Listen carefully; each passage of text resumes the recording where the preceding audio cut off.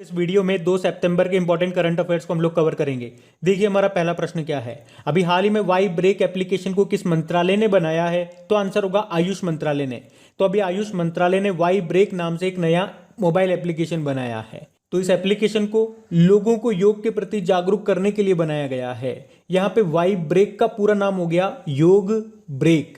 तो ध्यान रखना, इस एप्लीकेशन में योग के सभी तरह के आसन और प्राणायाम के बारे में जानकारी दी गई है।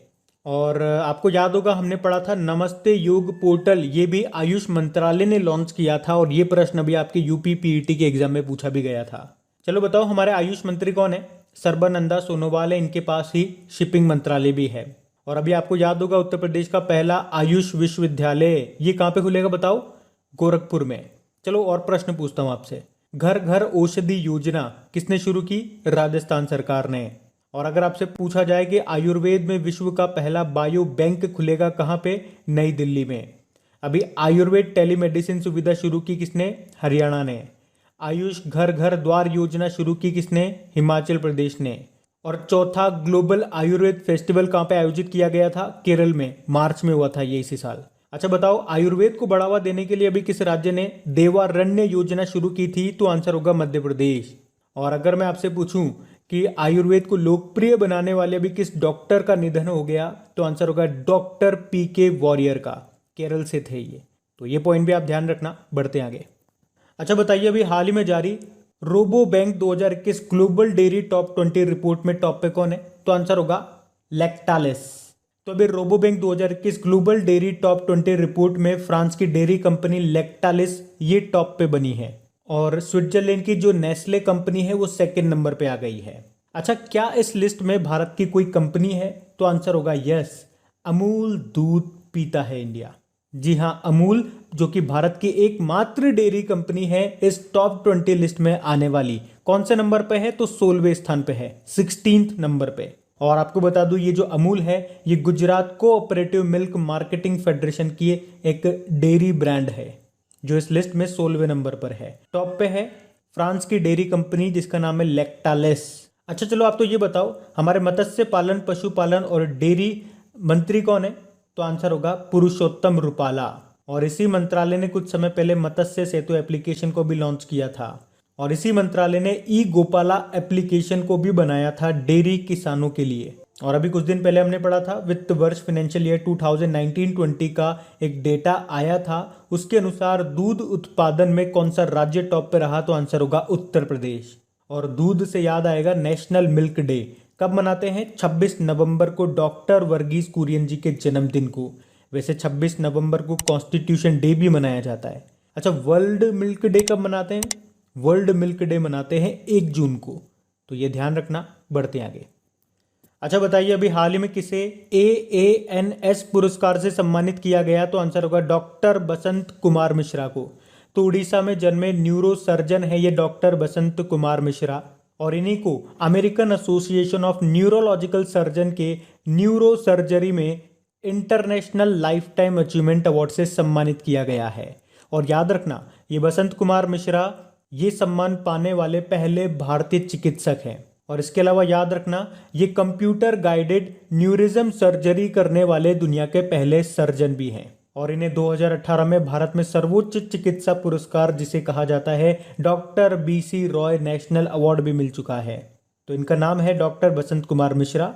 बाकी Suresh Mukund world choreographer award 2020 जीता था इन्होंने जिसे ऑस्कर ऑफ डांस कहा जाता है। शकुंतला थेल्स्टेड विश्व खाद्य पुरस्कार 2021 जीता। Kaushik Basu Humboldt research award जीता था। इन्होंने एक बुक भी लिखी है, क्या नाम है? पॉलिसी मेकर्स जर्नल फ्रॉम नई दिल्ली टू वॉशिंगटन DC। तो इस प्रश्न से बसंत कुमार मिश्रा का नाम याद रखना है। बढ़ते आगे। और हाँ गाइस, अवार्ड वाला क्वेश्चन है तो एक इंपॉर्टेंट सूचना आप सभी के लिए। आपको पता है टॉपिक वाइज करंट अफेयर्स की सीरीज हम लोगों ने स्टार्ट की है जिसमें पहला टॉपिक बुक्स एंड ऑथर का हम लोग कंप्लीट कर चुके हैं जनवरी से लेके जून तक 2 पार्ट में। और उसके बाद अगला टॉपिक हमने लिया अवार्ड्स का। और अवार्ड्स में जनवरी से लेके मार्च तक का पहला वाला पार्ट बना करके मैं अपलोड कर चुका हूं कल शाम को ही। तो उसे अभी तक अगर आपने नहीं सुना है तो सुन लीजिएगा क्योंकि इसका जल्दी आपको सेकंड वाला पार्ट भी मिल जाएगा जिसमें मार्च से लेकर के जून तक सारे इंपॉर्टेंट क्वेश्चन आपको मिल जाएंगे। कहने का मतलब ये है कि टाइम टू टाइम जैसे जैसे मैं अपलोड करता जा रहा हूं हाँ तो आप उनको सुनते जाओ। वरना आप डिले कर दोगे तो सेकंड वाला पार्ट भी आ जाएगा, अगला टॉपिक भी आ जाएगा, फिर बर्डन हो जाएगा आपके पास, फिर आपको लगेगा कि कैसे करें, इतना सारा हो गया। तो साथ के साथ निपटाते जाओ। तो अवार्ड्स का पहला वाला पार्ट का लिंक आपको नीचे डिस्क्रिप्शन में मिल जाएगा। अगर कोई इस वीडियो को पहली बार देख रहे हैं तो आपको बता दूं, जैसे ही आप उस लिंक पे क्लिक करेंगे आप मेरी ऑडियो प्रोफाइल पे चले जाएंगे। खबरी एक ऑडियो एप्लीकेशन है, वहाँ पे आपको क्रिक एग्जाम के नाम से मेरी ऑडियो प्रोफाइल मिल जाएगी। वहीं पे सारे आपको ये इंपॉर्टेंट ऑडियोज मिलेंगे। वहाँ पे फॉलो का बटन आएगा, फॉलो पे क्लिक करके पास में बेल आइकन को जरूर से क्लिक कर लेना, ताकि जब भी इस तरह के इंपॉर्टेंट टॉपिक्स अपलोड हो वहाँ पे सबसे पहले उनका नोटिफिकेशन आपको मिल सके। और अगर ये सीरीज अच्छी लगती है, ये पहल अच्छी लगती है, तो इसे लाइक करके शेयर जरूर करना अपने दोस्तों के साथ में, ताकि इसी तरह से जल्दी जल्दी सारे पार्ट्स को हम लोग कवर कर लें, ये चेन बीच में टूटे ना। ये जिम्मेदारी आपकी है। अभी हम बढ़ते हैं आगे। तो बताइए, अभी हाल ही में IAU मतलब इंटरनेशनल एस्ट्रोनॉमिकल यूनियन, अंतरराष्ट्रीय खगोलीय संघ के मानद सदस्य बनने वाले पहले भारतीय कौन बन गए हैं? तो आंसर होगा दोरजी अंगचुक। तो लद्दाख क्षेत्र के हानले में इंडियन इंस्टीट्यूट ऑफ एस्ट्रोफिजिक्स के प्रभारी अभियंता हैं ये दोरजी आंगचुक, जिनको इंटरनेशनल एस्ट्रोनॉमिकल यूनियन यानी कि अंतरराष्ट्रीय खगोलीय संघ के मानद सदस्य के रूप में शामिल किया गया है। और ये प्रश्न इसलिए इंपॉर्टेंट हो जाता है क्योंकि इसमें शामिल होने वाले ये पहले और एकमात्र भारतीय बन गए हैं। अच्छा, इंटरनेशनल एस्ट्रोनॉमिकल यूनियन का हेडक्वार्टर कहां पर है? पेरिस, फ्रांस में है। बाकी बाबूराम की बात करेंगे, जम्मू कश्मीर पुलिस में ASI थे ये। अभी मरणोपरांत इनको अशोक चक्र सम्मान से सम्मानित किया गया था। अल्ताफ हसन भट्ट का नाम भी याद रखना, ये भी जम्मू कश्मीर पुलिस कांस्टेबल थे। अभी इन्हें मरणोपरांत कीर्ति चक्र सम्मान दिया गया था। और आपको याद तो है ना कि युद्ध के समय वीरता के लिए दिया जाने वाला भारत का सर्वोच्च सैन्य सम्मान है कौन सा? परमवीर चक्र। उसके बाद महावीर चक्र, उसके बाद वीर चक्र। जबकि शांति के समय मतलब जब युद्ध नहीं चल रहा हो उस समय भारत का सर्वोच्च सैन्य सम्मान कौन सा है? अशोक चक्र, फिर कीर्ति चक्र, फिर शौर्य चक्र। तो अभी ये अशोक चक्र मिला है बाबूराम को, कीर्ति चक्र मिला है अल्ताफ हसन भट्ट को, ये याद रखना। राकेश अस्थाना भी दिल्ली पुलिस कमिश्नर बन गए हैं। बढ़ते आगे। अच्छा बताइए, अभी हाल ही में adidas ने किसे अपने स्टेट इन प्ले अभियान के लिए चुना है? तो आंसर होगा मीराबाई चानू को। अच्छा, मीराबाई चानू ये कौन है? ये वेट लिफ्टर है। अभी इनका नाम न्यूज में क्यों था? क्योंकि टोक्यो ओलंपिक में पहला मेडल यही लेकर के आई थी। वेट लिफ्टर है ये। 49 किलोग्राम कैटेगरी में सिल्वर मेडल जीता था इन्होंने। तो अभी एडिडास ने खेल के दौरान महामारी से गुजर रही महिलाओं को ध्यान में रखते हुए स्टे इन प्ले नाम से एक अभियान शुरू किया है, जिसका ब्रांड एम्बेसडर बनाया है मीराबाई चानू को। तो एडिडास कंपनी ने कहा है कि वो एक ऐसा प्रोडक्ट बना रही है जो पैड में से रिसाव को रोकने में मदद करता है। अच्छा, एडिडास कंपनी का हेडक्वार्टर कहाँ पर है? जर्मनी में है। और इसके CEO हैं कैस्पर रॉरस्टेड। बाकी विद्या बालन की बात करेंगे तो जम्मू कश्मीर के गुलमर्ग में एक फायरिंग रेंज का नाम इनके नाम पर रखा गया था। सुष्मिता लेंका एशिया पर्यावरण प्रवर्तन पुरस्कार, एशिया एनवायरमेंट एनफोर्समेंट अवार्ड मिला था इनको पेंगोलिन के संरक्षण के लिए। और अभी प्रियंका चोपड़ा ने एक बुक लिखी थी जिसका नाम है अनफिनिश्ड। बढ़ते आगे। अच्छा बताइए, अभी हाल ही में 100% आबादी का टीकाकरण करने वाला पहला जिला कौन सा बन गया है? तो आंसर होगा इंदौर। तो मध्य प्रदेश का इंदौर पूरे देश में 10 लाख से ज्यादा की आबादी वाले जिलों में पहला जिला बन गया है जहां पे 100% नागरिकों को पहला डोज लग चुका है। अभी कुछ दिन पहले हम लोगों ने पढ़ा था, आपको याद होगा, कि जो उड़ीसा का भुवनेश्वर है वो अपनी 100% आबादी को दोनों खुराक दे चुका है। लेकिन याद रखना, अगर आपसे पूछा जाए कि 100% टीकाकरण करने वाला पहला गांव कौन सा बना है तो वेयान गांव ये जम्मू कश्मीर का है। या आपसे पूछे कि 100% टीकाकरण करने वाला पहला राज्य या यूनियन टेरिटरी कौन सा बना था तो आंसर होगा लद्दाख। और पहला शहर कौन सा बना वो हम देख ही चुके हैं, भुवनेश्वर। और अभी कुछ दिन पहले ही हमने देखा था कि 100% अपनी वयस्क आबादी को टीके की पहली खुराक देने वाला पहला राज्य कौन सा बना तो आंसर होगा हिमाचल प्रदेश। अच्छा, इंदौर अपने आप में इंपॉर्टेंट है। एक तो भारत का सबसे स्वच्छ शहर कौन सा है तो इंदौर। और कुछ दिन पहले हमने पढ़ा था, अभी स्वच्छ जल उत्प्रेरक कार्यक्रम यानी कि क्लीन एयर कैटलिस्ट प्रोग्राम के लिए सेलेक्ट होने वाला भारत से एकमात्र शहर था ये इंदौर। वैसे दुनिया में केवल 2 ही शहर चुने गए थे, एक तो भारत से इंदौर हो गया और एक इंडोनेशिया की कैपिटल जकार्ता। अभी स्मार्ट सिटी अवार्ड 2020 किसे चुना गया? इंदौर और सूरत को। उसके अलावा देश का पहला वाटर प्लस सर्टिफिकेट किसे मिला? इंदौर को। और आपसे पूछा जाए कि वाटर प्लस सर्टिफिकेट पाने वाला पहला नगर निगम कौन सा बना तो आंसर होगा विशाखापत्तनम। अब यहाँ पे प्लस से आपको याद आएगा, कवक प्लस कार्यक्रम शुरू किया था किसने? केरल ने। तो ये सारे पॉइंट ध्यान रखना, बढ़ते आगे। अच्छा बताइए, अभी हाल ही में किसे राज्यसभा महासचिव के रूप में नियुक्त किया गया? तो आंसर होगा पीपी के रामाचायुर्लू। तो अभी राज्यसभा के सभापति हैं एम वेंकैया नायडू जी। उन्होंने डॉक्टर पीपी के रामाचायुर्लू, जो कि 2018 से राज्यसभा सचिवालय में सचिव हैं, अभी उन्हीं को महासचिव नियुक्त किया है और वे देश दीपक वर्मा का स्थान लेंगे, जिन्होंने अपने पद से इस्तीफा दे दिया था। बाकी दीपक दास के बारे में पढ़ोगे तो लेखा महानियंत्रक बने थे ये CGA, controller general of accounts. Dhriti Banerjee zoological survey of India की पहली महिला निदेशक बनी और एसएन घोरमड़े ये नौसेना के नए उप प्रमुख बने हैं।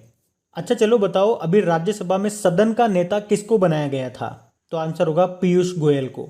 और सदन का उपनेता डेप्यूटी लीडर किसे बनाया गया था? मुख्तार अब्बास नकवी को। राज्यसभा की बात है तो देखो, राज्यसभा आप जानते हो इसे अपर हाउस बोलते हैं। और राज्यसभा का उल्लेख कौन से आर्टिकल में है? तो आंसर होगा नंबर 80। अच्छा, राज्यसभा में कितने सदस्य हैं? 245, जिनमें से 12 मेंबर मनोनीत करते हैं प्रेसिडेंट।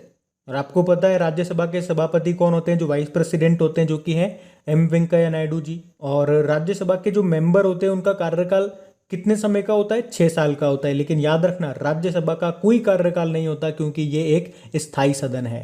अच्छा, ये तो बात हो गई राज्यसभा की, जिसे आप अपर हाउस कहते हो। लोअर हाउस किसे कहते हैं? लोकसभा को कहते हैं। चलो अब तो यही बता दो, 17वीं लोकसभा के स्पीकर कौन है? ओम बिरला है। और पहले स्पीकर कौन थे? ये प्रश्न आता है एग्जाम में। जीवी मावलंकर थे। और इसका उल्लेख किसमें है? आर्टिकल 81। तो सिंपल सा याद रखना, संसद के बारे में बताया गया है 79 में, राज्यसभा के बारे में 80 में, लोकसभा के बारे में 81 में। 79, 80, 81 सर ला करके याद कर लो। स से संसद, र से राज्यसभा, ला से लोकसभा। और अगर आपसे पूछा जाए कि सर्वाधिक लोकसभा व राज्यसभा की सीटें किस राज्य में हैं, तो कोई भी इसका आंसर कर देगा उत्तर प्रदेश में है। लेकिन कितनी है? लोकसभा की तो 80 है और राज्यसभा की 31 है। तो ये भी ध्यान रखना पॉइंट्स। आप पढ़ते आगे। अच्छा बताइए, अभी हाल ही में टाइम्स एक्सीलेंस अवार्ड 2021 किसने जीता है? तो आंसर होगा सबरना रॉय ने। तो साहित्यिक कथा लेखक हैं ये सबरना रॉय।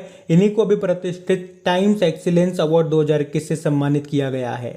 बाकी नुक्लू फॉर्म, अभी व्हीटली अवार्ड 2021 इनको मिला था, जिसे ग्रीन ऑस्कर कहा जाता है। अमूर फॉल्कन के संरक्षण के लिए ये नागालैंड से हैं और पहले भारतीय बने थे ये पुरस्कार पाने वाले। ये इंपॉर्टेंट नाम है, ध्यान रखना। बाकी Cyrus Poonawalla serum institute of India Pune के ये संस्थापक हैं। अभी 2021 के लिए लोकमान्य तिलक पुरस्कार मिला था इनको।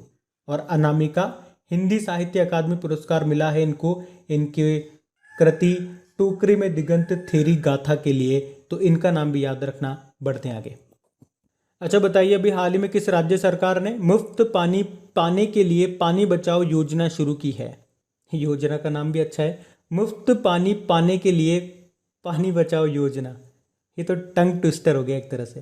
तो इसका आंसर क्या होगा? इसका आंसर होगा गोवा।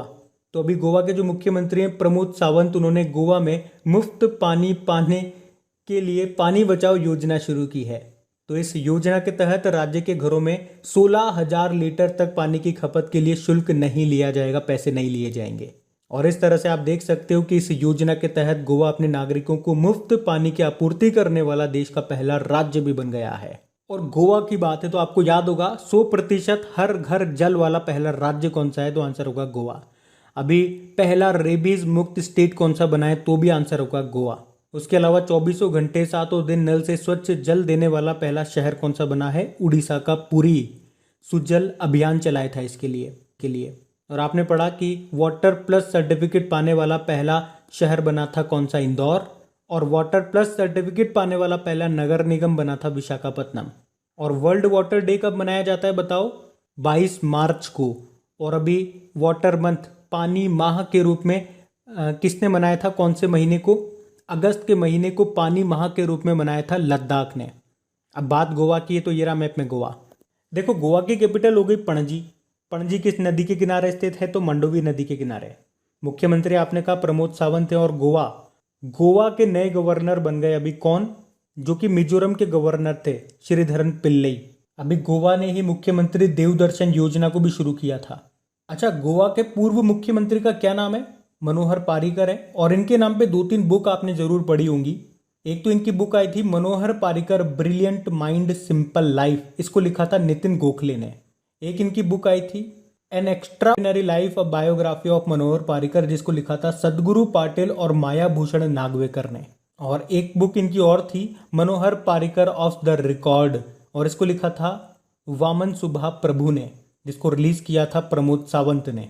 उसके अलावा याद रखना भारत की पहली हरित ऊर्जा अभिसरण परियोजना ग्रीन एनर्जी कन्वर्जेंस प्रोजेक्ट ये गोवा में स्थापित किया जाएगा। अभी गोवा में ही भारत का पहला सैंड ड्यून पार्क विकसित किया जाएगा, याद रखना। और देश का पहला GI स्टोर आपको गोवा में मिलेगा। इसके अलावा 2-3 आप डे याद रखना यहाँ से। 18 जून को गोवा क्रांति दिवस मनाया जाता है। और गोवा मुक्ति दिवस गोवा लिबरेशन डे कब मनाया जाता है? 19 दिसंबर को। और गोवा को किससे मुक्त किया गया था? पुर्तगाल से। और यहाँ से भी एक प्रश्न बनता है कि गोवा को पुर्तगाल से मुक्त कराने के लिए कौन सा ऑपरेशन था? ऑपरेशन विजय, 1961 की बात है ये। एक गोवा स्थापना दिवस कब मनाते हैं? 30 मई को। और यहाँ से पूछा जाता है गोवा में एक वाइल्ड लाइफ सेंचुरी है कोटेगांव वाइल्ड लाइफ सेंचुरी, ये अक्सर एग्जाम में पूछी जाती है। यहीं पे आपको मोलेम नेशनल पार्क भी मिलेगा, भगवान महावीर नेशनल पार्क भी बोलते हैं इसे। Doctor Salim Ali bird sanctuary आपको यहाँ पे मिलेगी, जबकि doctor Salim Ali national park ये आपको जम्मू कश्मीर में मिलेगा। तो ये पॉइंट भी ध्यान रखना, बढ़ते हैं आगे। फिर बताइए, अभी हाल ही में राजस्थान सरकार ने किसे बेटी बचाओ बेटी पढ़ाओ योजना का ब्रांड एम्बेसडर बनाया? तो आंसर होगा अवनी लेखरा को। अवनी लेखरा जानते हो, अभी टोक्यो पैरालंपिक 2020 में शूटिंग में 10 मीटर एयर राइफल में पहला गोल्ड जीता था इन्होंने। और इस तरह से ये पैरालंपिक क्या पूरे ओलंपिक के इतिहास में गोल्ड जीतने वाली पहली भारतीय महिला बन गई थी। ये राजस्थान से हैं। तो अभी राजस्थान की सरकार ने उन्हें 3 करोड़ रुपए का पुरस्कार दिया, क्योंकि राजस्थान सरकार ने कहा था जो गोल्ड जीतेगा उसे 3 करोड़, जो सिल्वर लाएगा 2 करोड़ और ब्रोंज वाले को 1 करोड़ रुपए मिलेंगे। तो इनको मिले 3 करोड़ रुपए। और राजस्थान के बेटी बचाओ बेटी पढ़ाओ का इन्हें ब्रांड एम्बेसडर भी बनाया गया। अच्छा, इसी तरह से आपको याद होगा वंदना कटारिया का नाम कैसे भूल सकते हो आप, क्योंकि टोक्यो ओलंपिक जब चल रहे थे तो भारतीय महिला हॉकी टीम की प्लेयर हैं ये वंदना कटारिया। इन्होंने टोक्यो ओलंपिक में एक मैच में 3 गोल करके एक रिकॉर्ड बनाया था। और उसी के लिए उत्तराखंड सरकार ने इनको 25 लाख रुपए दिए थे और वहाँ पे बेटी बचाओ बेटी पढ़ाओ अभियान का इनको ब्रांड एम्बेसडर बनाया था। तो ये नाम भी ध्यान रखना। बाकी MC मैरी कॉम ये बॉक्सर है और मेडल तो नहीं ला पाई इस बार ये, लेकिन टोक्यो ओलंपिक में उद्घाटन समारोह में ये ध्वजवाहक रही थी मनप्रीत सिंह के साथ में, फ्लैग बियरर। और भाविना बेन पटेल की बात करेंगे तो गुजरात की हैं, ये टेबल टेनिस प्लेयर है। अभी टोक्यो पैरालंपिक 2020 में सिल्वर मेडल जीता था इन्होंने। तो ये भी ध्यान रखना, बढ़ते हैं आगे। अच्छा बताइए, अभी हाल ही में किस राज्य ने चिकमगलुरु में मसाला पार्क स्थापित करने की घोषणा की है? तो आंसर होगा कर्नाटक ने। तो अभी कर्नाटक सरकार ने मसाला निर्यात बढ़ाने के लिए चिकमगलुरु जिले के अंबाले गांव में मसाला पार्क स्थापित करने का निर्णय लिया है। अब देखो, यहां से लिंक करके कुछ इंपॉर्टेंट क्वेश्चंस मैं आप लोगों से पहले पूछता हूं। आप मुझे बताओ, भारत का पहला स्की पार्क ये कहां पे उद्घाटन हुआ था? हिमाचल प्रदेश में। भारत का पहला फायर पार्क ये कहां पे बन रहा है? उड़ीसा के भुवनेश्वर में। और आपसे पूछा जाए कि देश का पहला पॉलिनेटर पार्क ये कहां पर है? उत्तराखंड के नैनीताल जिले में। जबकि देश का पहला टायर पार्क पूछेंगे तो आंसर करना पश्चिम बंगाल में, पश्चिम बंगाल के कोलकाता में। अच्छा, देश का पहला सैंड ड्यून पार्क ये कहां पे बना? गोवा में। और देश का पहला लाइकेन पार्क इसका उद्घाटन हुआ था उत्तराखंड के मुनस्यारी में। और देश का पहला स्पेस टेक पार्क ये बना है तिरुवनंतपुरम में। तिरुवनंतपुरम कहां पर है? केरल में है। अच्छा बताओ, देश का पहला एक्सेल वर्ल्ड बर्ड पार्क कहां पे बना था? मुंबई में। और आपसे पूछा जाए देश का पहला वोटर्स पार्क कहां पे बना है? गुरुग्राम हरियाणा में। और गुरुग्राम से आपको याद होगा देश का पहला ग्रेन ATM स्थापित किया गया था। इंटरनेशनल सोलर अलायंस का हेडक्वार्टर आपको यहाँ पे मिलेगा। अच्छा बताओ, डायनासोर जीवाश्म पार्क का उद्घाटन कहां पे किया गया था? गुजरात में। या फिर आपसे पूछ ले देश का पहला मल्टी मॉडल लॉजिस्टिक पार्क कहां पे बनेगा? तो आंसर क्या होगा? असम में। तो ये सारे पॉइंट्स इंपॉर्टेंट रहेंगे आपके लिए, इनको याद रखना, बढ़ते हैं आगे। तो कल आपसे पूछा था कि टोक्यो पैरालंपिक 2020 में गोल्ड जीतने वाली पहली भारतीय महिला कौन बनी? तो आंसर होगा अवनी लेखरा। आप सभी ने प्रश्न का बिल्कुल सही उत्तर दिया है। और एक बार फिर से याद दिला दूं, ऑडियो का फर्स्ट वाला पार्ट अच्छे से सुन लीजिएगा। उसके अलावा इन सभी क्वेश्चंस का क्विज आप लगा लेना, अच्छे से प्रैक्टिस कर लेना। क्विज अपलोड कर दी गई है आपकी क्रेग एग्जाम एप्लीकेशन पे। और इन सभी क्वेश्चंस का अगर मेरी वॉइस में आप रिवीजन करना चाहते हैं, वो भी कम समय में, 4 से 5 मिनट के अंदर इन सारे क्वेश्चंस का आप रिवीजन करना चाहते हैं तो उसका भी मैंने ऑडियो तैयार कर दिया है। उसका लिंक भी आपको नीचे डिस्क्रिप्शन में मिल जाएगा, ऑडियो रिवीजन करके। और सेशन अच्छा लगा हो तो इसे लाइक करके शेयर ज़रूर कर देना। पूरे सेशन में आपसे लाइक और शेयर करने के लिए मैं नहीं बोलता हूँ, ताकि आप लोगों का टाइम वेस्ट ना हो। सिर्फ काम की चीज़ें आपको बताने की कोशिश करता हूँ मैं। तो प्लीज़ आप खुद समझदार हैं, अपनी तरफ से आप सपोर्ट ज़रूर किया कीजिए। Thank you guys.